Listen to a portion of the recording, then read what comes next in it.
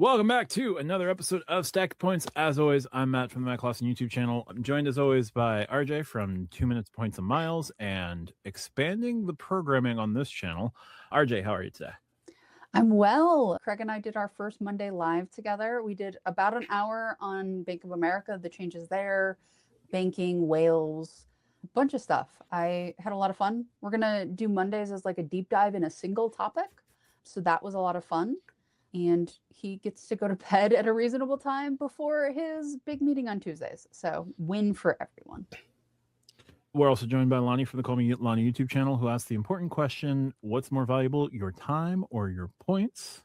Lonnie, how are you today? It's a very easy question to answer. But, oh yeah, you know what? I was thinking about my little brother from another mother, Tariq, and how is he doing? And dude, if you're watching, what's up? Come back, like come do a quick episode with us because you're worth it. It's been too long. It's been last too time long. I saw anything regarding Tariq, he was suddenly thinking the gold card was a good idea. Which gold card? The Amex gold card. But that's why I'm like, wait a sec.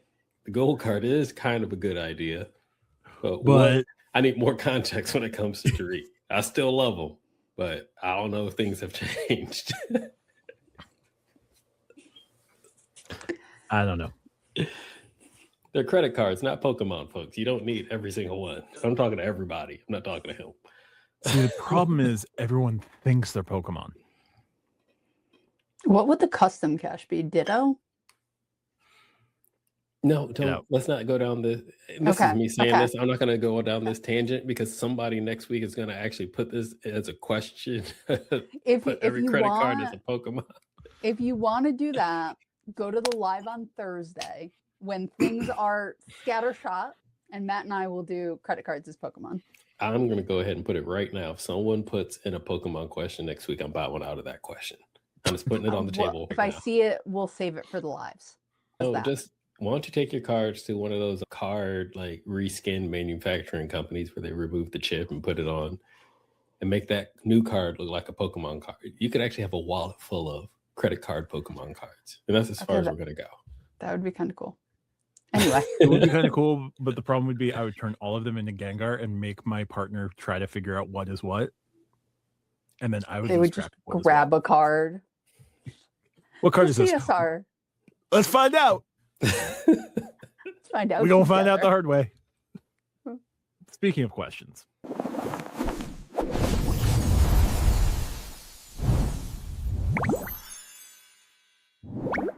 Let's get into our first question this week. This one will be a short one. Fling, marry, or dispose of in a rather unethical method. Hyatt, Marriott, and Hilton points. RJ, fling, marry, and dispose of in a premeditated fashion. Hyatt, Marriott, Hilton. Hyatt, Hilton, Marriott. Hyatt, because I'm going to have to with the built thing. Marry. You do that to yourself. Marry Hilton because IHG isn't listed. Kill Marriott. The points program, not the hotels. Hotels are very nice.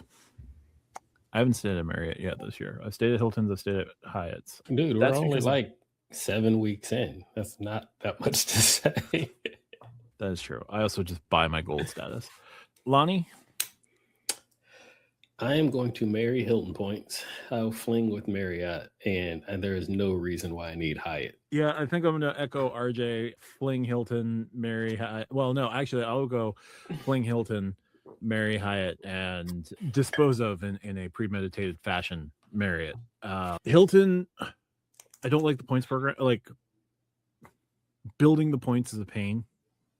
And, like, I have all of these grandiose dreams of where I want to redeem with Hilton. The problem is to do the number of nights to me that would be worth it is so many more points than I have. It's Matt, almost unbearable. Did you watch Mad TV growing up as a younger man? Here and there, yeah. There was a segment on Mad TV called Lower Expectations. That is where Oh, yeah. Hilton shines. Lowered expectation. Yes. That is where Hilton shines. You got to lower your expectations to like pretty good, sometimes really good, but you're not staying at the Waldorf on like the moon. Like, relax. RJ, Yes. let me dream. I mean, you can dream. You just not going to get there. All right. Thanks, Chris. We'll move to our next question coming from RP2048, who asks, how often do you recommend reevaluating your setup? Normies do it almost never, but how often should people in the game do it? Obviously, this has to be balanced, and you can't choose every new and shiny thing. Quarterly, semi-annually, as we started with the show at the top of the show, you can try and chase every shiny new thing. You're not going to catch that dragon, but like the Dratini would be worth it. A reminder, you can't catch the Dratini if you can't catch the dragon. Lonnie, how often should people be reevaluating their setup? I say at least once a year at minimum. Like just once a year, just go back and take a look. And the thing about that is because, well, one, there's these things called annual fees, which means they come every single year. Now, granted, you might have multiple cards and all your annual fees don't come at the same time, but every time you see another one, that could also be a trigger. Let me go check because, hey, I just got hit with $95 or $150 or $325, whatever it happens to be. And before you procrastinate and then you can't get rid of that annual fee, you should be like, did I get any value off of this? Go reevaluate it. Or you're like, did I use this card or not? And it's not, did I swipe it or not? But in some, did I use these credits? Am I getting value out of it? However you want to define value, that is. And use that as a reminder point to go reevaluate your setup. Maybe I need to bump it up. Maybe a reevaluation is not downgrading or canceling. Maybe it's an upgrade or adding something new. The other time is during lifestyle changes. So you might get a new job, you might get promoted, you might move to a new city. Well, windfall can be anything. Windfall is technically finding $20 on the street. Not necessarily winning the lottery. You can get your annual bonus. That's technically windfall money if you budget your finances correctly. But you might have a new move. You might move to a new city, a new state. You might have an even more major lifestyle change. Like you got married, you had a kid. I've talked about this openly. When my kid was born, it changed my entire way of how I spend money. And I was like, none of these cards ain't working no more. And it was when I actually went and got the Amex Gold card because I was at the grocery store. So I was like, wait a sec, I'm not getting the best out of this, So when you have these types of lifestyle changes, or also, if you just want to do one little quick, maybe it's just one card at a time. When the annual fee shows up, that's when I recommend that you reevaluate. At least take a peek. You don't got to take a full look, but take a peek. Yeah, your spend goes up logarithmically, not exponentially, logarithmically, and that hockey stick is ridiculous. RJ, how often are you reevaluating, or how often do you think is healthy to reevaluate? I think a deep dive once a year is a good place. Like take a really good look, like, make a list of everything you have and then literally do schoolyard pick'em of like, what do I actually want? Like, what would I pick again if I had it, right? And I think like quarterly check-ins on top of that once a year. So 3 check-ins and 1 really deep dive. I think that is a fair number, right? Because you get a card, maybe you get 1 or 2 cards because of subs. Maybe you get them because they fill a hole in your setup, right? And then it happens that 2 of the categories that you got on the card for the 3rd category you really wanted take over for another card, right? Like, I think those minor tune-ups are very helpful to take a look at. Also, like, your spending might have changed in 3 months and you just didn't notice it. A coffee shop closes that you went to every day, so you go to a different one and it's coded differently, or you go to, some different gym, or your life changes in ways that you don't necessarily categorize the same way. you change jobs, and it's not necessarily the job, it's that you have to go on a toll road. So that is a thing that you never had to consider before. Like those little changes. Also, like if you're just not happy, like if you're changing partners, transfer partners, not romantic partners, though that also can be a time to reevaluate things. Yeah. So like if you're like I'm still in Hilton, I mean IHG, and I'm in Delta, right? I'm happy with those partners by and large. Hilton and IHG swap around depending on what I'm doing and how I'm traveling, but those three are fairly steady. If tomorrow AA came out with a completely different loyalty program and they're the number one flyer out of my local airport, then maybe that is something I look at, right? Like maybe that is something I then consider. Like those big changes in the industry and in the points and miles space can also be a time to reflect, right? Because if a company radically changes things, it might make more sense to go with that radical change than what you were doing. So I think everything Lonnie said, I co-sign, and then, a couple others, but I think sitting down 5 times a week is probably a little much, and I think some of us feel like we do that a lot. But the tune-ins and the deep dives, I think less is more in a lot of ways, because you can over optimize yourself in ways that aren't actually healthy. Certainly annually makes the most sense. Quarterly, like keeping track of quarterly spend is definitely doable. Like, if you decided that you're going to start cutting back on the amount of Dunkin' that you're drinking every month, you may not see immediate results in month one, but you sustain it through a quarter. What was a $600 a quarter expense could be, $150. You cut it down by 75% because you're not going every day, you're going every Saturday for a treat, and that can add up, obviously. So that, a quarterly check-in can certainly make a fair amount of sense, but realistically, top of the year, end of the year, one of those two times and they sort of conjoin into each other, where you've got like the Christmas and New Year break.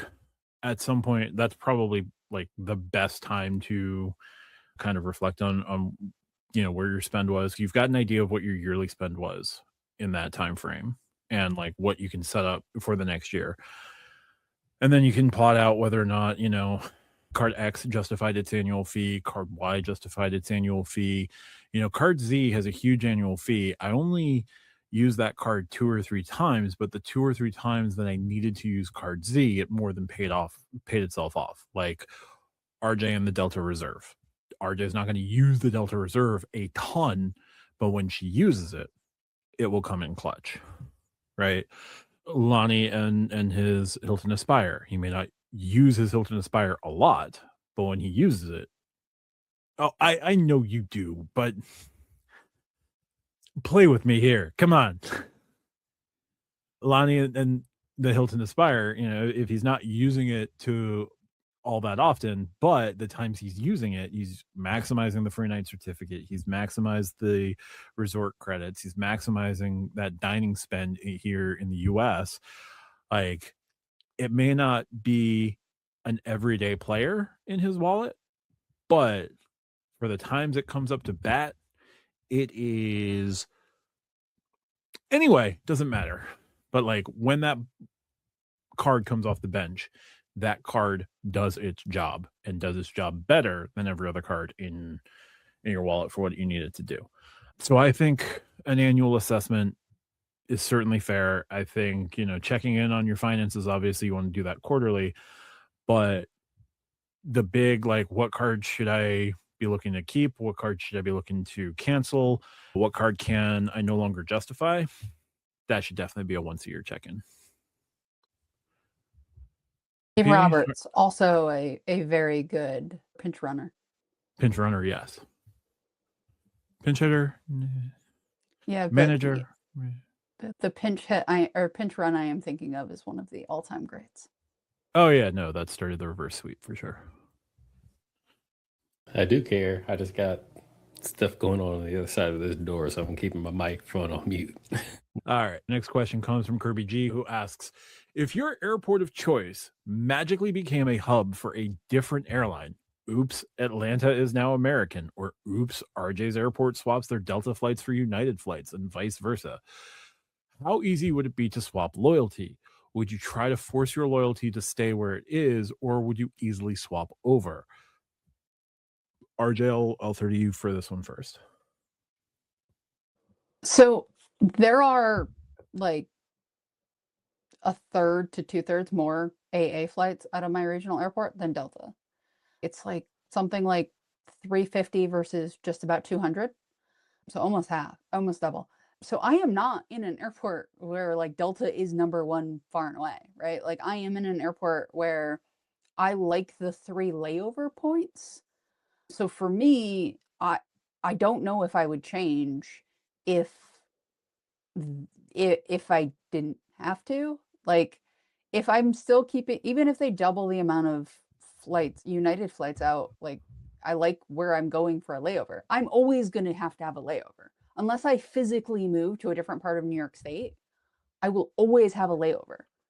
So I like where I'm laying over, right? Like I'm in LaGuardia, Detroit, or Atlanta. I like those airports. Like I like Atlanta because I fly through it. I don't go through TSA on it. So for me, those are great airports. Why would I change to United or AA or Southwest or whatever when I already have my setup and I'm good? Now, if I did it as I live in Philly or I live in, Atlanta, like the thing said, I think at that point you have to figure out if the route matters, right? Like if United, say, doesn't fly often or directly to where you're going, like if it's a work thing, then it might not be a reason to switch. But if now, you get 17 United flights from point A to point B and you get 2 Delta ones and they're more expensive, then yeah, at that point I might have to change. For me, this is not something where I would swap easily because of location, right? Like I've already decided where I'm going. I'm already happy with that. So why change? And I'm not at a place where Delta's number one anyway. So it would have to get worse. And I'm flying through 3 of the biggest hubs for Delta in the country. So I have options. Like I just got to get to one of the hubs and then I'm good, right? No, that makes sense. Lonnie, how would you approach this? One of the reasons why is that, when it comes to hubs, which are primarily major airports, all airlines basically fly into major airports. Like I can use good old fashioned ORD Chicago, all of them, unless you're flying to Midway, but you can take any airline, especially the big 3, to and from there. Same thing with like LAX and SFO and even Atlanta. I've flown to Atlanta on United multiple times. Now, what would get me to change is one of 2 things. The first would be cheaper flights. And I mean cheaper as in cash, or I can get it literally for less points or miles by going to the major airline of said airport, the hub airline, if you will. If I can get it cheaper on a regular basis, like Delta is 50,000 miles cheaper than United consistently, then yeah, I might as well go ahead and start flying on Delta and, put my money where my mouth is over there. The other one is convenience. I'm chuckling inside a little bit because I just realized remember that RJ literally made that t-shirt for travel days. I did. And me and my parents are all wearing it to DC when we go. This is not an ad. This was not provoked support in that way, but I'm like, it really is. And I need to get my order in. But annoying connections. So that is one of the things that you might have to deal with in some major airports. So I've mentioned this before from Illinois. I'm not born in Chicago. I'm born south of Chicago. There's an airport, BMI. It's called Bloomington, Illinois. It's a free to park airport, little international regional thing. And it's primarily a Delta airport. If you want to fly a major airline, you're flying one of Delta's regional jets to one of their larger hubs. The thing is, basically the closest Delta hub is Atlanta. So I hated that airport because if I ever wanted to fly to the West Coast, I actually had to backtrack to Atlanta for a connection to fly all the way across the country to like LA. I always hated that. Now, if I had to do that every single time, screw that. I'm not flying. I'm gonna go with the nonstop, the one that's a way easier. So yeah, so it's one of those two things. But other than that, yeah, it's not that big of a deal. But if I can get better value or cheaper, that's one thing. But if you make me have to fly an extra 6 hours and have a 3-hour connection, you can kick rocks and pound sand. You can. You just go fight with your mama. I'm not doing it. In my situation, I like to fly out of JFK. Why do I choose JFK? Well, it is where most of the flights are. Like, if I want to fly internationally, I go to JFK. JFK is not a hub for United. So if United presented a means for me to swap loyalty to United, one, they may or may not take over Terminal 5 in the next 5 years if they buy out JetBlue. JFK is a hub for both American and Delta. If I wanted to, like, I get to swim in a vast ocean of whatever airline I want with the tri-state area, because if JFK is not going to work for me, I can just pop over to Newark and just go all in on United over at Newark, or pick a flight out of Newark that might work better for me. Does that mean going into New Jersey? Yes. Does that mean I'm going to be happy going into New Jersey? Absolutely not. But I can do that. So if my airport of choice magically becomes a hub for a different airline, so what? Like, if JFK became a United hub, no big deal. If JFK is a Delta hub, JFK is an American hub, JFK is one of the hubs for JetBlue, I've got international access. I don't have to worry about swapping loyalty or anything like that. I can always move my points around as necessary, and that's why I try to keep everything as transfer partner neutral with my transferable currencies so that I can make those moves if I have to make those moves. So how easy would it be for me to swap loyalty? Relatively. Like, I'm not deep into any of the big three's credit card ecosystems. If for whatever reason, like, United decided to take over JFK and I really wanted to jump into United, pretty simple for me to do. If I wanted to go all in with American and make that work for myself, I could make that work. So it doesn't really apply since, I have the tri-state area to play with. It's I don't know. It's just not one that I have to think too hard about. I can move my loyalty as needed if I had to. Or just go on with Avios, because those suckers are interchangeable. I really need to figure out a way to brand that so that I don't get sued. Yeah. I want an Navios merch. I know, but we're trying to figure out how to do that without any of us getting sued. Yeah, exactly. As soon as we figure it out, though, be on the lookout. Also, stackyourpoints.com/what merchandise? Or is it slash? Just stackyourpoints.com and then click the button for merch store because it's a direct link. Thanks, Kirby. Let's move to our next question. It's a two-parter from Benevolent Contrarian, and it's got to do with the MileagePlus announcements that happened last week-ish.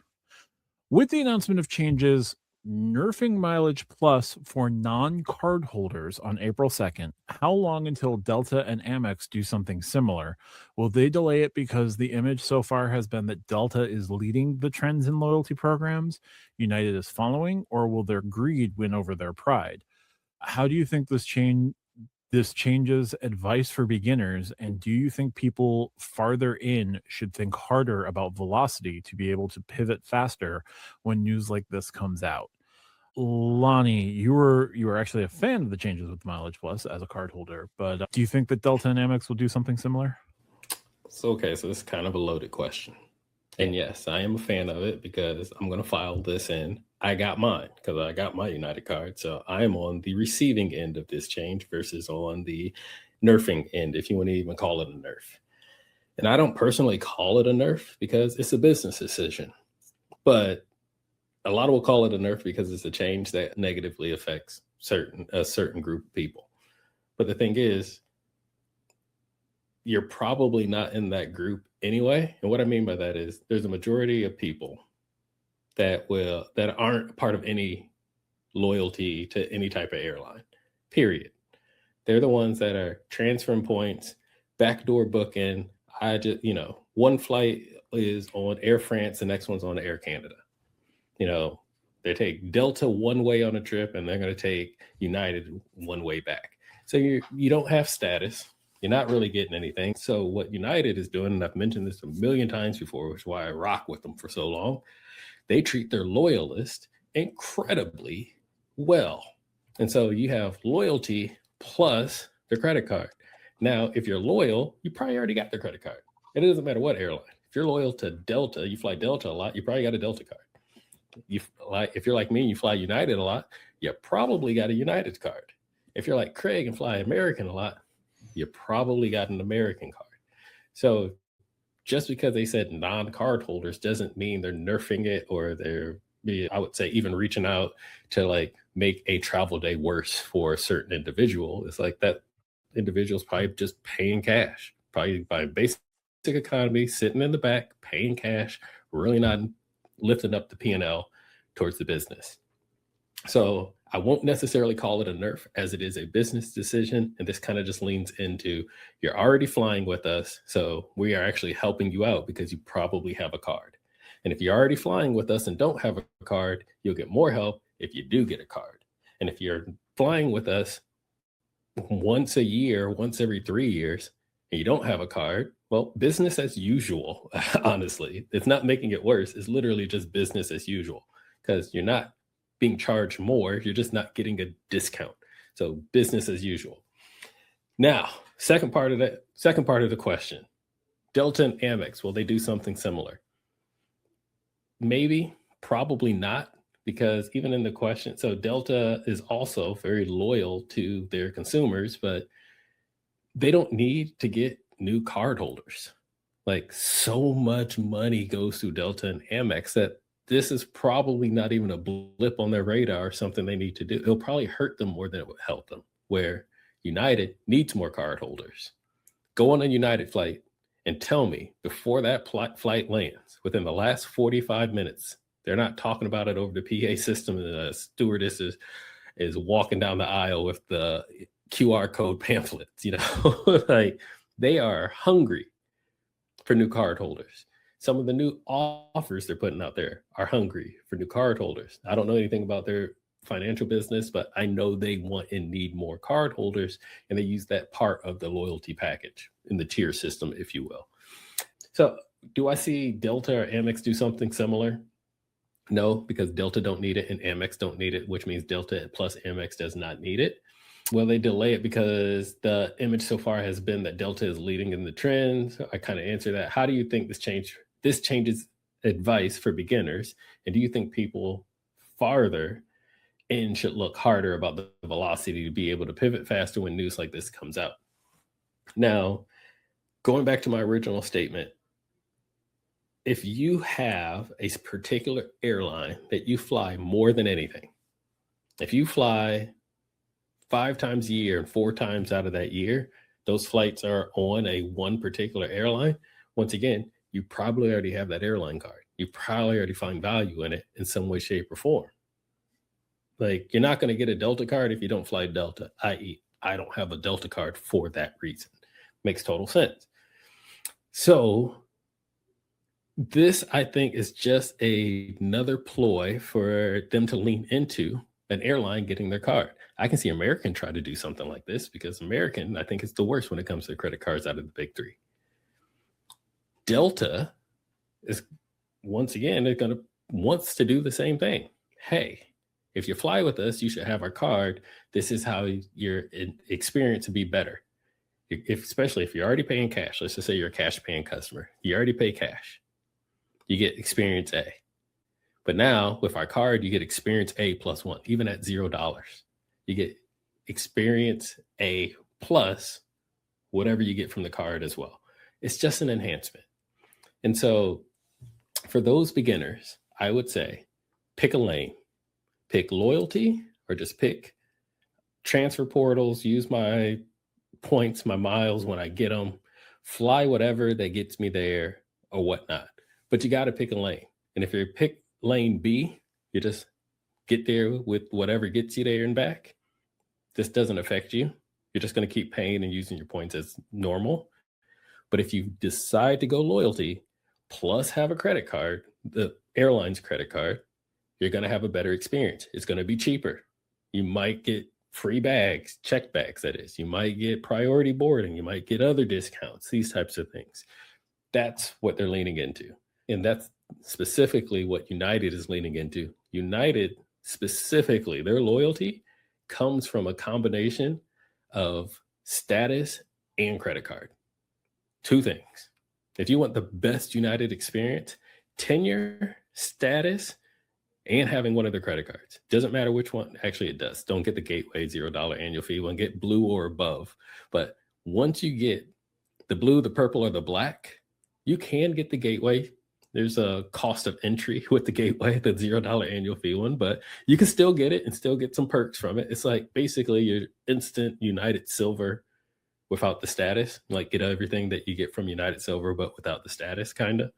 So you can get the Gateway, but you're still going to be, there's a cost of entry and after April 2nd to get all the extra perks, the discounts, et cetera, is what I'm saying. But if you're already flying United, get one of those three and I guarantee you your experience changes. Like you don't check in the same area as everybody else. You don't like have to board in the back with everybody else. Make sure your carry-on gets above your head. You don't have to like leave it all the way in the front or walk all the way to the back. You get discounts, all sorts of stuff. And that's what they're leaning into because they want loyalists. You don't get money from the one-off person that only shows up once every 3 years. You get money from the person like me that shows up every single flight that they take. That's why they treat me the way they treat me. I've been flying for United almost 30 years, which is crazy, right? But I'm in the system. But I've been flying with them for 30 years. They see that. They see that loyalty. They see my lifetime miles. They see how often I get on there. And do I get treated differently because of it? Yeah. And then on top of that, do they see I have not one, but multiple United cards? Yeah, they do. And I get preferred seating. I get put on the upgrade list. It makes my travel day just a touch better. And that's what I think they're going with. But do I think Delta and Amex are going to follow suit? No, because the amount of money that they got going through there, they got bigger things to worry about. They don't have a loyalty problem. No. That was a very long answer. And I did not get too passionate about it, but I tried to drop all the facts. No, for sure. But yeah, it's a W for me. Oh, yeah. For me, it's a W. I remember you saying that. I got mine. Sorry about you, but I got mine. I'm not saying that to be pretentious. I'm just saying it's a W for me. Are we sure it's not an M? It's actually a W, you say? It's a definite W. Okay. W for win. RJ, your thoughts here? So you and I have had several conversations, Matt, about how much I hate when people call a change a nerf or a minor downgrade a nerf. This is not a nerf. This is a play to get people to be more loyal to the loyalty program for which this airline makes a good deal of money. I'm sorry, going from 5 to 3 if you have no status and no card is fine. Because if you have no status and no card and aren't regularly flying them, and again, to Lonnie's point, you probably have one or the other if you're flying them consistently. That means that you're not loyal to them, and this is a loyalty program. Like, what do you want them to do? Like, give you Delta status? Give you AA status? Like, they're not your mother when you ask her which child is your favorite. Like, and she says, I love you all equally. No, she likes the one that like does the dishes and makes sure they remember her birthday and gives her flowers and is going to take care of her when she's in the nursing home. Like, that's her favorite. Like, we're acting like these programs are supposed to be neutral because we want to, and I'm using we as sort of the royal we of the community, we want all of the perks and none of the responsibility to like be a citizen of any of these programs. Like, I don't understand people's mentality of if you have status or you have a card, things are getting better for you, or at least neutral for you, and you're mad because if you fly them once every few years, you get 3 miles $1 instead of 5 miles $1, and you don't get anything if you fly basic economy. But if you're flying basic economy, you're probably more concerned with budgetary constrictions than you are about 2 miles $1 because you paid $15 and a ham sandwich for the plane ticket to begin with. Like, I don't understand the consternation that people have that things are supposed to be fair. And I don't mean fair in like a legal sense of like a bank treating you correctly based on like law and general common sense. Like, I mean fair as in like, yeah, United wants you to be a loyal United flyer. Delta wants you to be a loyal Delta flyer. Every airline has their thing they want, and acting like they're supposed to be fair to every single person who gets on the plane exactly the same way is ridiculous. I should not be treated the same way Lonnie is when we fly United. Like, I just shouldn't, because I don't care about United. Why are they going to invest in me? Like, do I want the plane to be safe? Yes. Do I want the seats to be, you know, not bare bones where I'm sitting? Yeah. Like, those things, yeah. But like, yeah, Lonnie should get a handshake from the pilot because he's probably seen the pilot 15 times before. It has happened before. Yeah. I've recognized stewards and pilots before. Like, Lonnie turns left. Hey, Scott. I don't understand why we're all asking mom who her favorite child is and then getting upset when she says the oldest daughter who does all of the things. Like, I don't understand. Oh, I'll add one additional point that you brought up there, RJ. So first off, the 5 to 3, or the reduction in miles that you earn, if you will, is almost irrelevant. One, because you only earn miles on a cash paid ticket. Now, granted, you can use your points inside of a travel portal and that counts as cash paid, but if you go straight to United, it has to be a cash paid ticket. Basic economy basically gets 0. Like that free basic economy has all the red X's on what you actually get. That basically earns 0 miles. Also, if you book with miles, you don't earn any miles. You're not getting any miles anyway. You don't earn miles when you book with miles. So once again, if you're on that outside category, it's not a nerf, it's business as usual. You weren't getting anything before, and now you're still not getting anything. So get the card if you want something, but even if you got the card, you still gotta pay to get miles when you fly. I just booked a trip with miles yesterday, and I will earn 0 miles on said flight because I booked with miles. You know, it's like paying debt with debt. I didn't pay for the flight because I used my rewards. They're not going to reward me for using my rewards. You got to pay cash. So in most cases, you weren't getting anything anyway because you're transferring points or, you know, buying basic economy anyway. Can't lose what you never had. For me, it felt like a lot of what United announced was continuing their pursuit of chasing down what Delta and Amex have. And while Delta may not have, like, Delta has made points earning on basic economy worth nothing. They did that a while ago.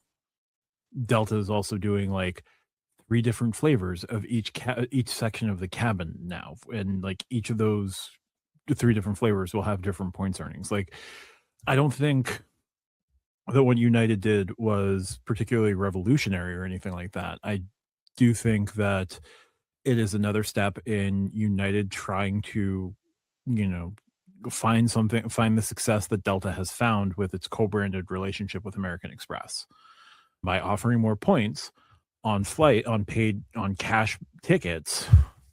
That's another way to go about it for them. So I think this is not necessary. I don't think Delta and Amex are going to do anything similar because Delta and Amex did the thing and now it is United and hopefully Chase following up with it. So to that end, I don't think you're going to see Delta and Amex respond, because for the longest time in this game, like, folks would ask, like, why isn't Chase doing a 2% card or doing a 2x card? Well, Chase issues more credit cards than anyone else. Chase has more spend through their credit cards than anyone else. Why does Delta and Amex have to do anything different when Delta is the winner on credit card spend amongst the major airlines? So I think Delta will continue to make some changes and, lean into their loyalty program a bit more. But I don't think you're going to see Delta respond in kind to what United just did. I think Delta, if Delta's going to do anything, they will take off 15, their current program for, holding your card and making your card more valuable. That, if they feel that what United's doing with their interpretation of takeoff 15, they may move that to takeoff 20 and raise points pricing a little bit so that it feels like you're getting a great deal, but they've worked the numbers so that, they're still getting exactly the same margin that they were before. So I don't think you're going to see them, like, their greed win over pride. They're hands and fists above everybody else. Like, Delta prints money. The last thing that I'll add is the cardholder discount when you book with Miles. At times it's ridiculous. Like I said, I just did this yesterday. I got 34% off booking with Miles and could still use a 10,000 mile reward discount, if you will. Mm-hmm. Oh, just by holding the card. And guess what card I used to pay the taxes in the end? My American Express Platinum. I don't even have to use the card, and I still get the perks, the benefits, and the discounts. See what I'm saying? Like, they treat their loyalists so well. It pays to just hold it in your wallet. Even if you don't use it, just hold it. Just have it. Yeah. And I'll get off of that soapbox now. No worries. And do I think this changes advice for beginners? No, because when you're getting to your airline card, like, the airline card is dependent on what airline you prioritize. Like, it's not going to, like, you shouldn't have, I think it's imprudent unless you are a very frequent flyer or you have more money than sense, which quite a few people in this game do. If you've got more money than sense, hold airline cards from all three airlines. Who cares, right? If you are at the beginning of things, but you typically only fly United, like, don't worry about getting a Delta card. What's getting a Delta card going to do for you if you're only going to fly United? Now, if you frequently interchange between the big three and you have that capability because, I don't know, you happen to live in the greater tri-state area and you can pick your choice, have your choices of the litter, and you can make things work financially.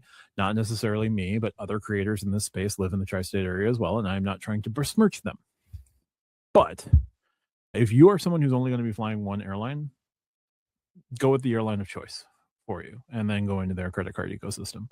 I don't think that this changes advice for beginners. I don't think that anybody has to worry about lightening up their velocity, because if you're deep in the game and the only way that you're going to find extra value is, oh gee, I'm tapped out of Delta cards, well, I guess I got to go hammer United for points. You're playing on a different level anyway. Airline cards are not like hotel cards. No, not at all. You can argue to go across hotel chains, no problem. Airlines are much more of a commitment, for sure. So yeah, I don't think this changes advice for beginners. I don't think that this is going to tell anyone to lighten up on the velocity or take their pedal off the metal if they're pushing for card 97 in the last 15 months. No. I do think that, if you are thinking about getting into United is trying to make it more rewarding for you to jump into United. I think they should make some other changes on some of the earnings on their cards, but another topic for another day. Don't disagree with you, but another topic for another day. Yeah, for sure. So yeah, I do think this doesn't really change a ton. You're better off jumping in with the with the airline that makes the most sense for you. So thank you, Benevolent Contrarian. And our last question comes from Bill W. Can you consider an end game, which RJ was very passionate about, 2-3 weeks ago? I removed that question because we had just done it. Never mind. So are we at the end of the questions? We are at the end of the questions. Look at that. Sorry, guys. So pre-show, I paste everything in to what I think is like the final version. I went over in pre-show and had that question removed. Do you not pay attention to my lovely pre-show that I And he was trying to say, and I wasn't paying attention. I know. Just because I got my monitors over here doesn't mean I'm not paying attention, Matt.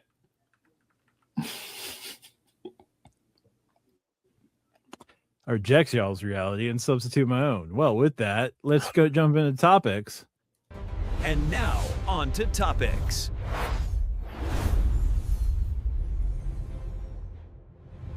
And Lonnie, your topic this week. You would say that right as I pop more candy in my mouth. Anyway. Dang straight, don't be mean to me. The credit card game in its whole is currently changing. A lot of changes. And, I'm not going to necessarily put it out there, but we're going to put it in quotes. Nerfing is being put out there quite often. All these changes are being called nerfs, no matter if they are true or not. But the travel portals are also changing. Some are changing for the better. Some are not changing at all. Some are making changes that don't necessarily might cause some friction to the ways that you previously used them before.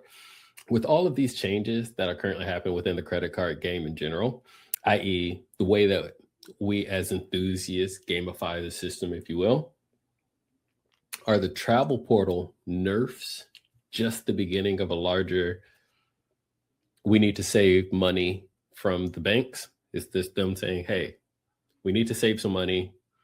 We need to scratch something. Why don't we start with the travel portals? Maybe we made it a little bit too valuable, or maybe it's being gamified too much. Is this just the beginning of them saying, yay, we got to scratch something from a bank perspective, not from us as a consumer perspective? So I actually think that banks want to drag people to their portals.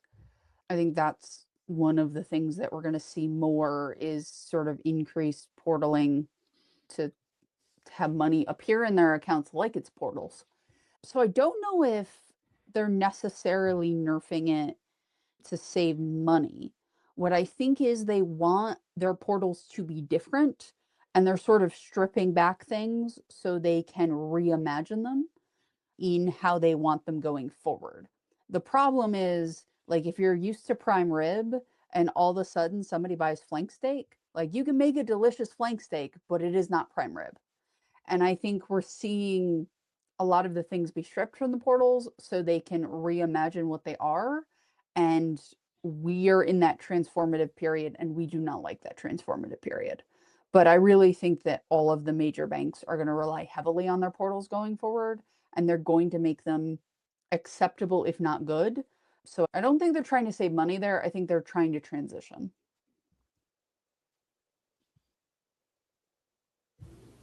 All right. Matt, how do you feel?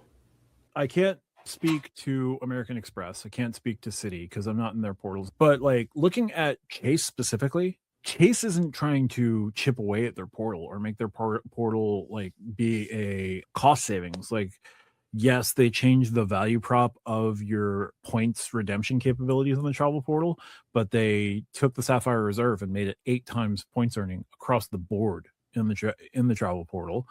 If you book an IHG hotel, any IHG hotel, regardless of where it is in the stack of IHG, in the travel portal, is IHG benefits eligible. Like, this is they are the only portal I know of that has an entire chain where you're going to earn 8 times Chase points using your Sapphire Reserve, 8 times Chase points. You're going to get your platinum status reflected for a third-party portal booking that is a direct booking with an IHG property. You go in and you're going to get your IHG points. You're going to get everything recognized. And again, you're earning 8 times Chase points per dollar at IHG. I've seen it at Holiday Inns in my hometown. I've seen it at Holiday Inns in my area.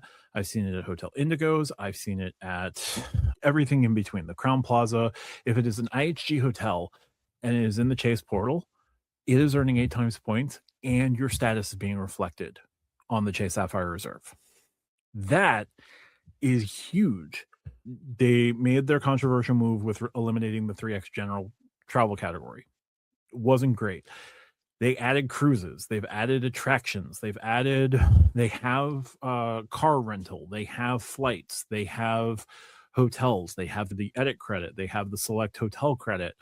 Chase is barreling into leaning into the travel portal as a means to generate business for Chase, create an experience for their customers. I can't necessarily speak to their flight experience, but they're shifting their model with the travel portal so that their partners, and if you hold a Chase card and you're booking with IHG, and I think they telegraph this a little bit with Hyatt. I think they're going to be adding Hyatt in to the Chase travel portal as well, where all Hyatts in the portal will get, the 8 times points earning. You're going to get your status reflected and you're going to earn, it's going to be Hyatt benefits as well. It is a huge win. Like, that is the way that like Chase can safeguard from some of the other companies that have agreements with Hyatt. That is the way that Chase can say, we're the best earning capability for Hyatt because, you can do your cash rates with your Sapphire Reserve on, the $150 or $120 a night Hyatt place, generate 8 times points per dollar on that, and take those points, transfer them out to Hyatt, and be able to book a category 7 on the award chart. No issue. Like, that is going to be a huge value proposition to the people who still stand by, well, Chase still has Hyatt. Hyatt's the only thing holding up Chase. Now Chase is going to give you an ever running, what is the sort of thing I'm thinking of here? Just a infinite wheel. Hamster wheel. A hamster wheel? Hamster wheel. Sure. Yes. Just a hamster wheel of point earning capabilities. So like go to the Hyatt house. Oh, The Infinite Hyatt flywheel is just going to be like, go to the Hyatt house, pay cash in the Hyatt house with your Sapphire Reserve, earn your 8 times points, get your status reflected. I think they're going to add status to the Sapphire Reserve before the middle of the year, probably in the second half of the year. Pay at the Hyatt house in cash through the travel portal, transfer those points out to Hyatt, get to stay at the Park Hyatt much quicker. Like, that is going to be a huge value proposition for Chase. So Chase is definitely changing their travel portal model. I do think that, if they're counted as direct bookings, that's going to be great. But like, there's still going to be questions about flight bookings. There's still going to be questions about cruise bookings. There's still going to be questions about the overall price of the travel portal. It is a differential in price between a cash booking in the portal versus a direct booking with the hotel in question. And if you want your status reflected, you better make sure that it shows, IHG 1 rewards eligible, or Hyatt World Hyatt eligible, or Marriott Bonvoy eligible. You got to make sure that that's there. Otherwise, when you show up, they're going to say, well, I'm sorry, this is a third-party booking. And, while Chase builds this out, Chase will be the only major hotel, the only major credit card company that's going to have that access. That is going to be another value add for them to, keep the people that they have from fleeing to American Express. Now, I know that the hotel collection and the edit, regardless of what, pool the hotel is in, regardless of what network the hotel is in, like Hyatt, Hilton, Hyatt, whatever, you can add your number to an FHR booking and have your status reflected. But outside of that, like if you are in the regular Amex portal, that is not going to be the case. That is not always, you can add it after the fact, but they may not reflect your status. They may not add your night. They may not add this or that. I know that with the airline portals, you can also add your number depending on the relationship with that airline has with the hotel. RJ, I know with the Delta portal, you're able to, get Marriott reflected or get Hilton reflected relatively easily. I do think that the portals are going to be leaned into. I just don't know how significant that's going to be. I know Chase is turning this into a strategy. I don't know that American Express will. I Don't know what Capital One will, but I know that if it is successful for Chase to keep Chase keep their clientele happy and be able to earn 8 times points per dollar and have their IHG Platinum and whatever status they throw on from Hyatt and be able to earn significant points per dollar at Hyatt bookings, that American Express will turn around and do the same thing and lean into Hilton and Marriott for that. Capital One will do the same thing and I guess lean into Wyndham. Maybe. Citi will do the same thing and try to make that same sort of connection with Chase. But the portals, I think that the portals are going to be more of an emphasis for each of the companies. I think everybody's going to take a step back and see if Chase can succeed with this. And if they can, they'll jump in. And if Chase doesn't succeed with it, they're going to continue with their status quo. I don't disagree with you in present tense, but you went really heavy on Chase. So let's just pretend it's October 27th, 2027. Okay. When the 1.5 on your CSR no longer counts and all the points after said whatever date are now just 1.0. Do you still feel the same way? I think the question there is going to be how much of a success is points boost, because like all of this is separate from points boost. Correct.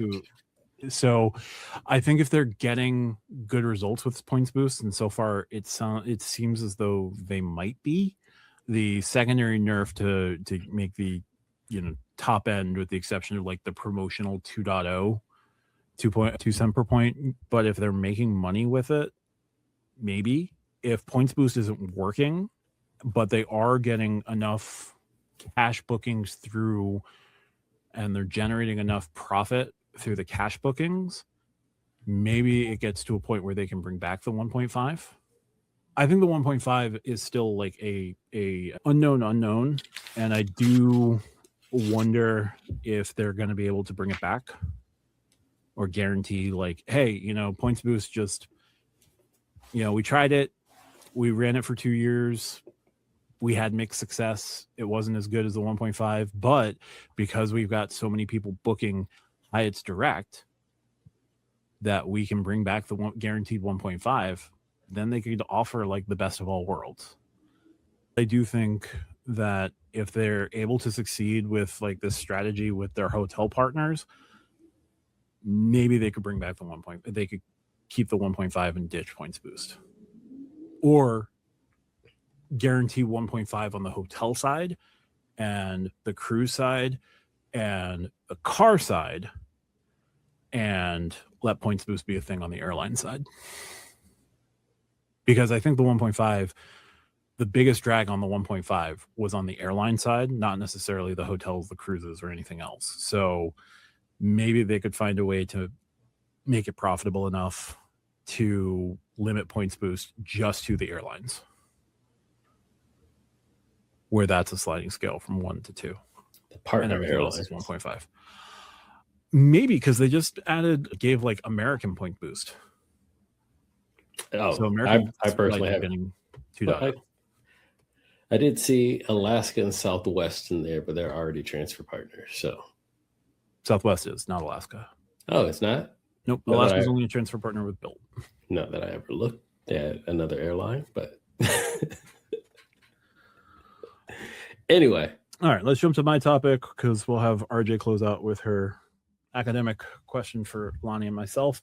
My topic: how much longer do we think that rotating category cards will be relevant in the game? We're seeing the Freedom Flex barely offering decent categories of late. Now, I know that this quarter, Q1 of 2026, dining is one of the categories, but we're seeing like the American Heart Association, Norwegian Cruise Lines. We're seeing at least one slot be occupied by a sponsoring company. Like, it seems that they have run out of ideas.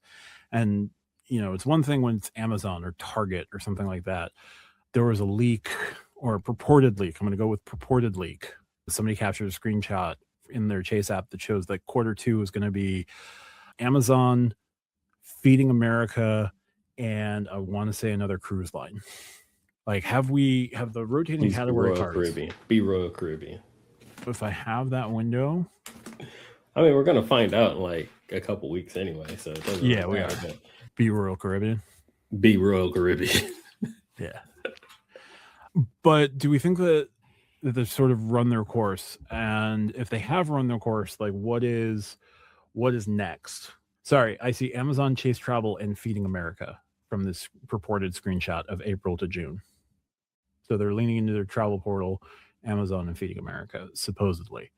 You know, is it time to turn the page on this category of cards? And should we be hoping for companies to just copy the custom cash or the US Bank Cash Plus, which I think would be amazing? It's a bit of a cop-out topic, but RJ, your thoughts here? You just hate the cards. I do. Amazon is going to max out everyone next quarter if they're on there. Like, that's a great category. Like, Amazon, feelings aside of the company, put them to one side for a moment. Like, that's a perfect category for something like this. Like, I genuinely don't know how you can look at that list and go, oh, that's bad. Like, unless you have moral feelings about Amazon, which you may, but like, that's a good one. Discover usually has, like, even if it's only a couple of categories a year that you like, you're still, these are $0 annual fee cards, by the way. You're still getting benefit, even if one quarter is good for you out of the year. I don't really like rotating category cards. I have a Cash Plus. It works very well, but I don't understand the consternation over rotating categories when they are so popular. People like them because you could hit something great. Like, do I think they need to have more consistent ability to say, okay, I'm going to be able to use it 2 or 3 times a year? Sure. But like, they're popular because people like them, because different things come up and they can fill interesting gaps in your lineup.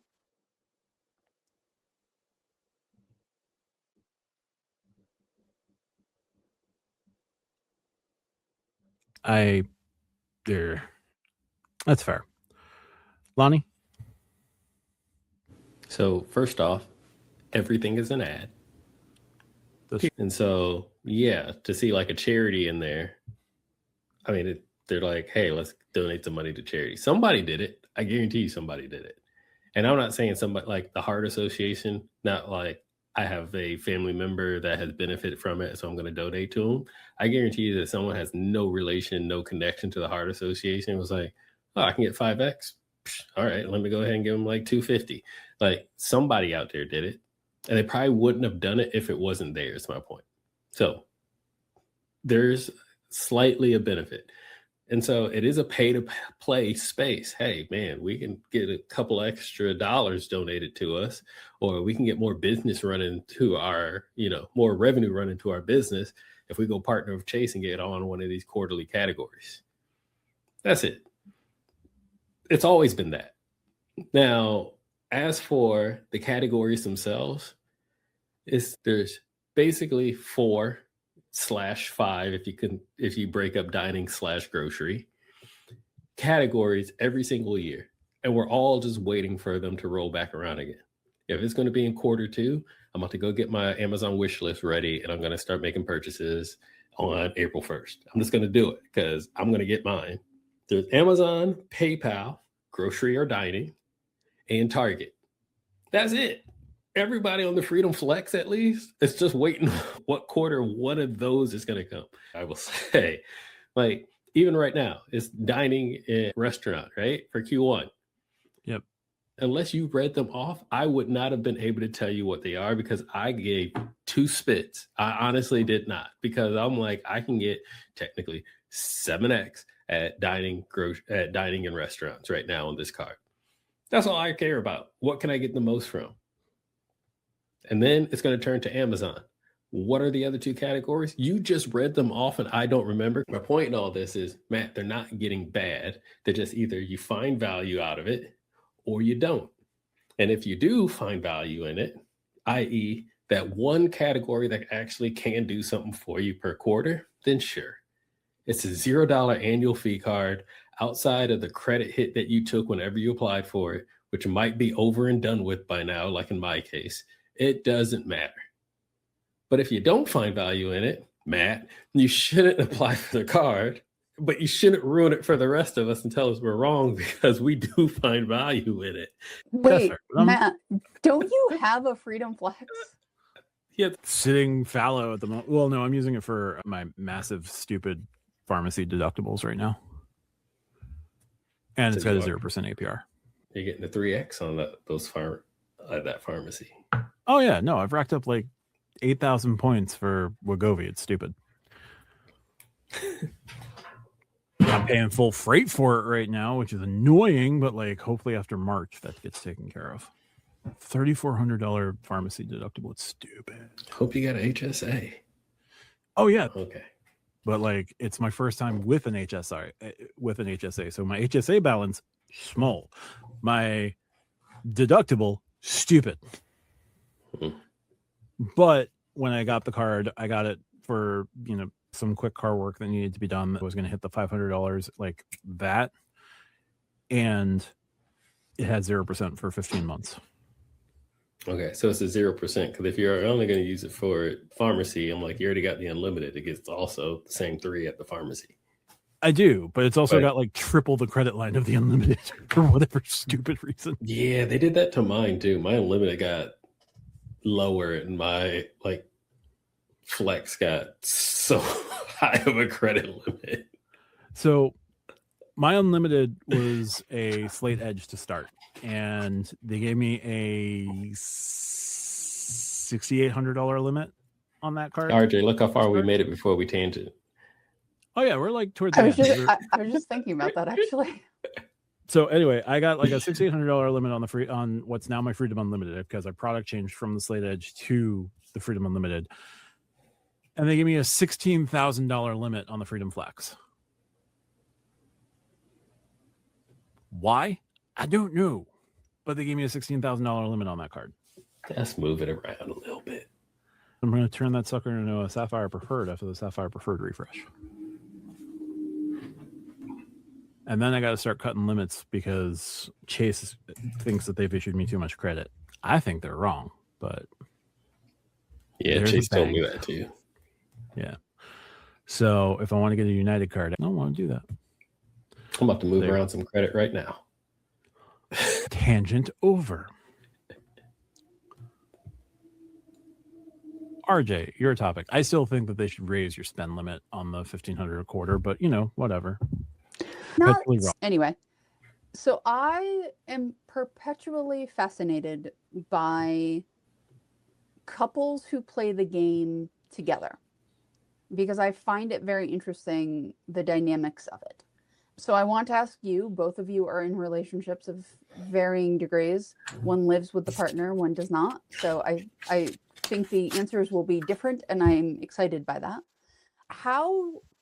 What mistakes do you think people make when they try to do a 2-player game? And how do you sort of create the best environment to maximize your points when it's not just your decisions? It's 2 people making decisions, one of which may be more into it than the other person. Lonnie, I am going to start with you. Yeah, the first thing is not working together. Even when y'all can look each other in the face and be like, I'm going to do this and you should do that. As you said, one person might be fully into it, the other person is not. There's so many different variables to not working together from an annual fee standpoint, double dipping on the same card, authorized users, what card to use for what purchase and when. Like, if y'all aren't on the same page and not working together, you're losing value somewhere. Just period. We're not going to get to every single line of item there, but you're going to end up losing value somewhere. Also, not planning together, i.e., what card are we using? What cards do we need? You get this card, I get that card. You didn't plan it out. Some of these point ecosystems, you can't merge points or you can't transfer points from one person to another. And so you're like, you might have enough points for said trip, but they're on 2 different accounts. You don't have enough. Or I know people, especially like with Hilton, they like to do the free night certificate game. But then you didn't realize that one person had to book and then the other person had to call in separately and book, with those certificates, and then you have to try to get those reservations linked and merged together that are now under two people's different names, and it turns into like this huge hodgepodge where you're just like, screw it, I'll check out and check back in, which actually is the easiest option when you're working across two people like that with Hilton. I think that's the biggest one, where you're just out there getting cards, earning points. You know, my favorite line, your points should have a purpose and an exit strategy. Where you're like, we got XYZ. What are you doing with it, though? I don't know. We got 2 Amex gold cards. Okay, what are you doing with those? You don't really need 2 gold cards, especially like in my case, as RJ mentioned, I live with my wife and my son. We all are under one roof. She's just an authorized user on my gold card. She doesn't need to earn her own Amex points at the grocery store. They all need to be pulled into one single Amex account. But some people are out there. Now, if there's a reason why, I'm not going to judge you for that. Like, she wants to earn hers, he wants to earn his. I'm saying that in, heterosexual household like myself, or whatever. Partner 1 and partner 2, whatever you want to call it. I'm not here to judge you. Pay your taxes and stay out of my way. That's all I care about. But you have to have an exit strategy. And the same thing, as I mentioned earlier, like the pooling the points, pulling the miles, and the planning. I think going back to United is a really great example of that, because United does miles pooling now, where you can create a pool and everybody can put miles into said pool. But if y'all didn't read the fine print, not every flight or every type of booking you can use those pooled miles on. So you might pool all your miles, and now you can't actually take the flight because we wanted to book basic economy. Well, so you got to get bump friends it up don't a little let friends book basic economy. Well, I guarantee you somebody watching the episode has booked or it will book basic economy because it's cheap. Let's just call it what it is. Folks, be better. I'm bougie. We can file this in Lonnie's bougie bucket if you want to. I'm not talking to you, Lonnie. What I am saying is that if the choice is economy, like main cabin, or bare essential, like they look at you funny for wearing a backpack, be better and just book main cabin. Book the experience, not the price. Please. Yes. Travel It's day worth is sacred, y'all. Hey, I'm bougie, and I am openly bougie, and I'm happy to admit and own my bouginess because I've sat in the back of the bus. I've stayed at the Super 8s, the Days Inns where for some reason the floor is wet in the middle of the room. I've done it, and I don't have to do it anymore. So I am bougie because I have earned my bougie. Yes.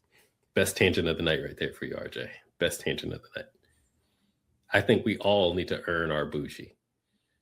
You got to start somewhere. Like I said, I started in the back. Started at the bottom, now I'm here. Speaking of folks who can't take the L. The only L I'm taking is the L train. That's the only one. I meant Aubrey. So those are, I think, some of the biggest ways that you can actually just completely shoot yourself in the foot in a player 2-person household or whatnot. You got to be on the same page. You got to be able to work together. There's too much money at stake, i.e. the money that you spend organically. There's too much value at stake, i.e. the points and miles in which you're going to get that stuff back or how you're going to redeem it. You got to be on the same page.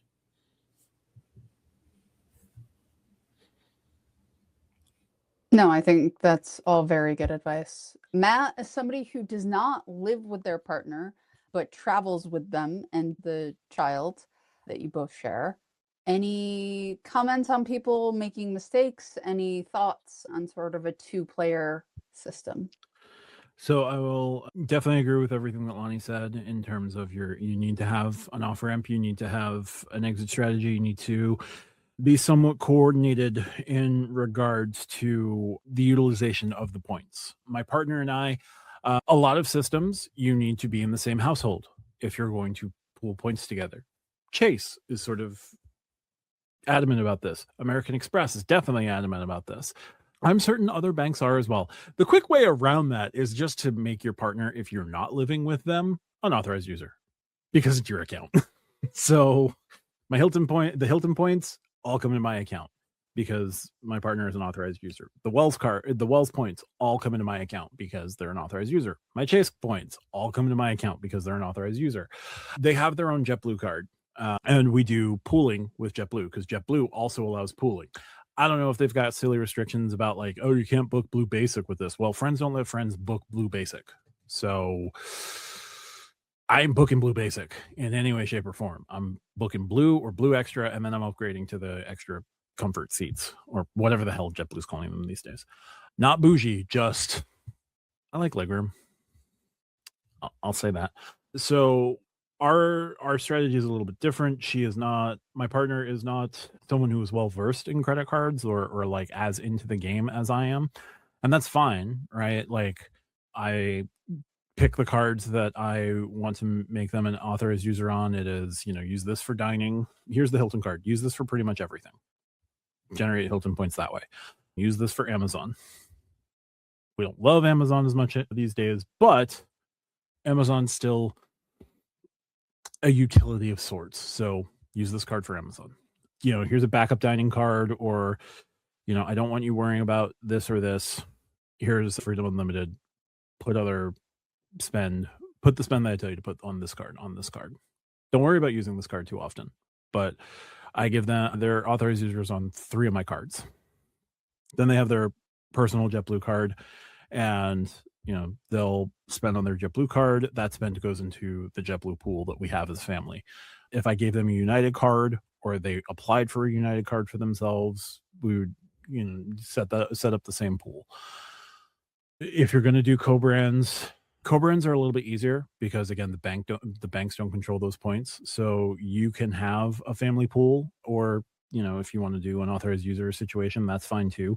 My partner has been venturing into other cards or venturing into regaining their credit score, rebuilding their credit score, asking about certain things, certain ecosystems or certain cards. One thing, don't discourage, but make sure that, if you're looking at complementary ecosystems, make sure that those complementary ecosystems can move points into the ecosystems that you're already using. So like I'm in Chase, I'm in Wells Fargo. Both of those go to JetBlue. We like flying JetBlue.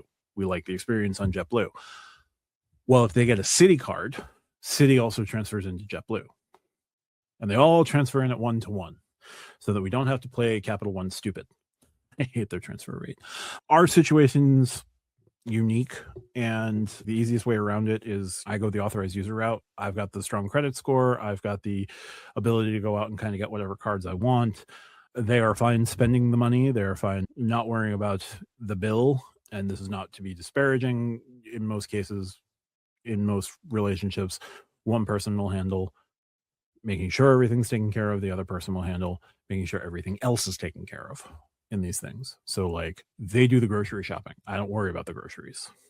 I handle everything on the back end and go from there.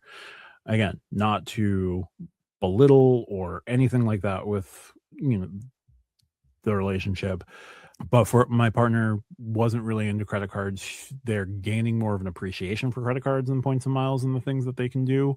They want to, build up their credit score, be able to, contribute, not necessarily contribute with more cards, but like contribute so that when we eventually have a household together, like we're not getting screwed on the mortgage rate or anything like that. So, and, be able to get credit without needing a cosigner or needing to worry about like their bad credit from the past. So our situation is a little bit unique, but you can make a lot of things work just going the authorized user route for sure. Thank you both. I learned some things that I don't know if I want to use, but at least I have them in my head. And if the listeners out there are in the position to have a second person playing with them, then now they know things. So I appreciate you both, gentlemen. Matt, back to you. Absolutely. As we like to do with our show, we like to highlight our new channel members. We've got a couple of t-shirts. We have we have stickers. We have 2 mugs. Maybe we'll add more merch soon, but we do like to highlight our new channel members. We have new silver members, Esther Swift and Nestor Camo. Our diamond members, who we highlight in every episode, are Rupert Pond, Rygrix Hunter, Mitch 528, Keith, Double Animal Fries, and Jason YT46. Before we sign off, RJ, do you have any final thoughts? Watch the live on Mondays because they're deep dive topics and they're a lot of fun. I will see when I can join the Monday lives, but we also have some Tuesday programming coming up, or we're looking to add some Tuesday programming as well. We have Tuesday programming coming up. We have some merch coming up that I'm excited about. We have a lot going on. And Matt and Lonnie have channels that you guys should check out because they're smart, not just when they're around each other and me. They're smart individually, which is always wonderful. Indeed. Lonnie, any final thoughts? We need a Treek episode. Well, we should see what we can do. I'm gonna end it how I started it. That's my final thought. All right. With that, you can always check us out on YouTube. Our full episodes now drop on YouTube on Wednesdays. Check us out on Thursdays, 8:30 p.m. for our lives. Lonnie's channel is at StackYourPoints, is available through StackYourPoints.com. Otherwise, call me Lonnie on YouTube. My channel, Matt Clausen, also available YouTube, but you can check it out through StackYourPoints.com. StackYourPoints.com, all the information you need for us. RJ's channel is at StackYourPoints.com as well. 2-minute points and miles, breakdowns of various credit cards in less than 150 seconds, because 150 seconds is 2.5 minutes. We will see you next week. Thanks for watching. Bye for now.